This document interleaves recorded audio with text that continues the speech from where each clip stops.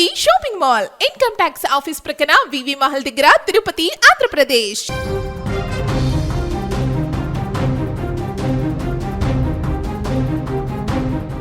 పసిడి ప్రియులకు ఇదొక ఊహించని ట్విస్ట్. నిన్నటిదాకా ఆకాశమే హద్దుగా ఎవరు అందుకోలేనంత ఎత్తులో చెలరేగిన బంగారం ధరలు ఇప్పుడు ఒక్కసారిగా కొంత తగ్గుముఖాలు పడుతున్నాయి. గురువారం ఉదయం మార్కెట్ తెరుచుకునే సమయానికి పసిడి ధరలు డమాలన్నాయి.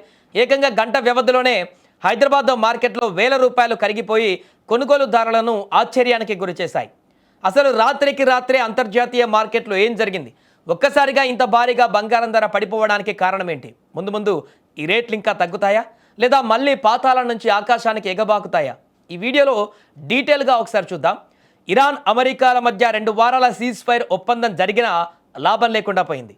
ఇజ్రాయెల్ ఇరాన్ల మధ్య ఉద్రిక్త పరిస్థితులు కొనసాగుతున్నాయి.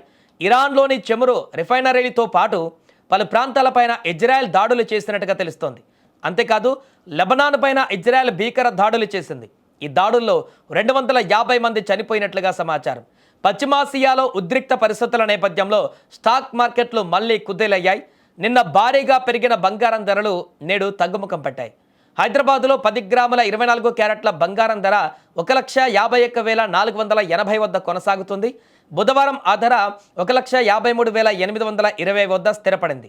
నిన్నటితో పోలిస్తే 2,340 రూపాయలు తగ్గిపోయింది. ఇక 22 క్యారెట్ల ధర 1,38,850గా ఉండగా నిన్న 1,41,000 వద్ద స్థిరపడింది. నిన్నటితో పోలిస్తే 2,150 రూపాయలు పడిపోయింది.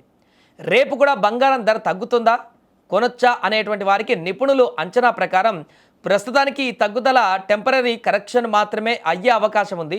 గ్లోబల్ మార్కెట్లో ట్రంప్ వార్నింగ్స్, ఇరాన్ టెన్షన్స్ ఇంకా తగ్గలేదు.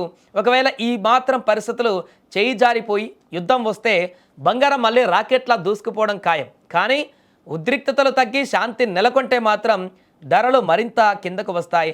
కాబట్టి అవసరం ఉన్న వాళ్ళు కొద్దిగా తగ్గిన ఈ సమయంలో కొనుగోలు చేయడం ఒక సేఫ్ ఆప్షన్ అని మార్కెట్ పండితులు చెప్తున్నారు. మరొక వైపు ఇన్వెస్టర్లకు కూడా ఇది సరైనటువంటి సమయం అంటూ కూడా చెప్తున్నారు. అలాగే రాబోయే రోజులలో హెచ్చుతగ్గులకు సంబంధించి అంతర్జాతీయ పరిణామాల నేపథ్యంలో బంగారం ధరలు డిపెండ్ అయి ఉంటాయి. కాబట్టి రాబోయే రోజుల్లో బంగారానికి సంబంధించినటువంటి ధరలు ఏ రకంగా పెరుగుతాయో లేకుంటే తగ్గుతాయో ఇప్పుడే ఊహించడం కష్టం అంటూ కూడా చెప్తున్నారు.